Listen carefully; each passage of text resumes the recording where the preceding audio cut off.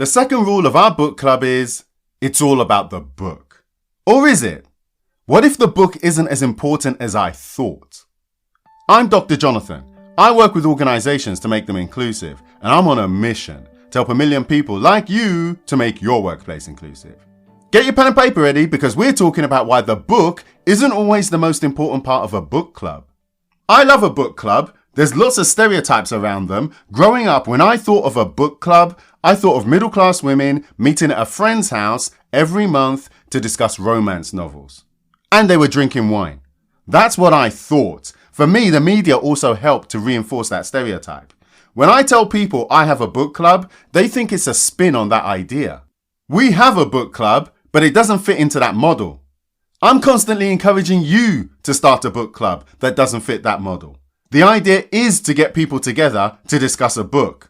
The second rule of our book club is it's all about the book. And we introduced this rule because when we did this in person, people would talk about everything and anything except the book. It's a way to keep us on track. And when I say us, really, I mean me.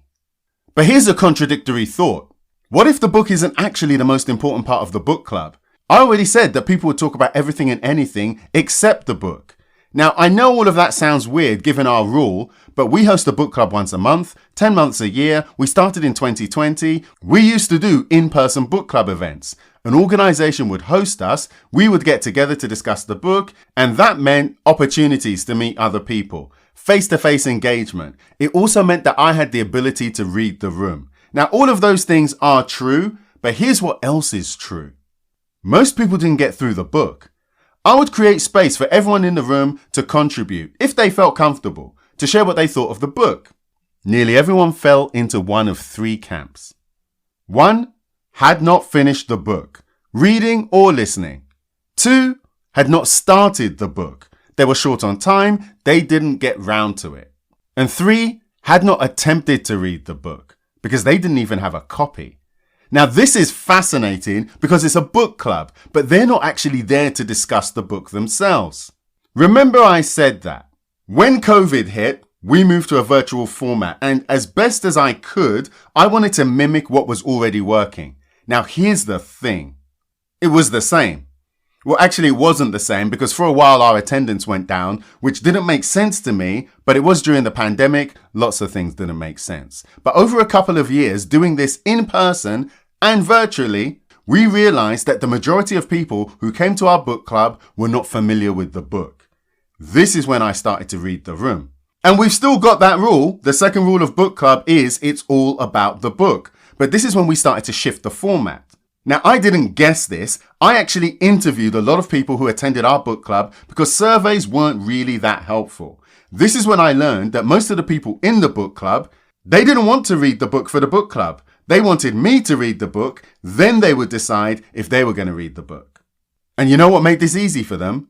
We always use the same format. We always ask the same questions. It's my 5-step signature approach. I developed this during my PhD. And if you're a regular member of our audience, you already know it. 5 questions. 1, why is the book important? 2, who is this book for? 3, what are the key messages of the book? 4, what are some key takeaways of the book? And 5, other considerations. It turns out that the book isn't always the most important part of the book club. Bringing people together to learn and engage with each other is often the real value. It is the real value. This is where it gets even more interesting because we did that. And a lot of the people who attended our book club, they don't want to talk. I used to leave these deliberate, awkward silences during the book club. I thought it was funny. I liked it. And I would say, anyone have anything to add? Anyone got any questions? Any thoughts? And I would leave a silence just like that. People were coming for the ongoing learning. You know when you invest time in a learning event and it doesn't pay off? Panel events, workshops that don't deliver. Keynotes full of platitudes and no inspiration. You feel cheated, right? I do. People like the book club because it's hard not to learn something when the first thing I tell you is why the book is important. If you're thinking about starting a book club or joining one, try shifting your focus away from the book and towards the people. And here's 3 things to consider. 1, who's going to be attending? It's even better when you don't have a lot in common. The thing that you have in common that's relevant to you both, relevant to all of you, is that you showed up to a book club. Start from there. Second, think about the format. Find out what this is before you attend. Then you can figure out if this can work for you.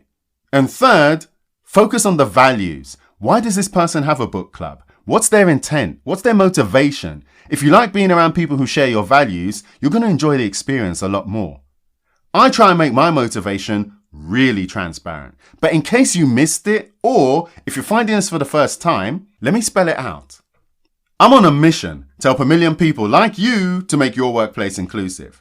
We think of inclusion as a systematic business strategy to ensure that everyone shares the same advantages and benefits. Everyone can perform, everyone can belong, everyone can reach their potential. Evidence-based inclusion is the approach we take to help us to make better decisions on our inclusion journey. Your inclusion journey. It's a thorough system for making better decisions, and it considers data from multiple sources. 1, the scientific literature. 2, data from your organization. 3, stakeholders affected by the answer to your question, the issue you want to address. And 4 is professional expertise. So let's talk about professional expertise. I think about that in a particular way. Professional expertise means your personal expertise, your lived experience, but it also means other people. A really efficient way to garner the expertise of other people is to read their books or to read their writing in general. It's their best thinking distilled into a format designed to be easy for you to understand.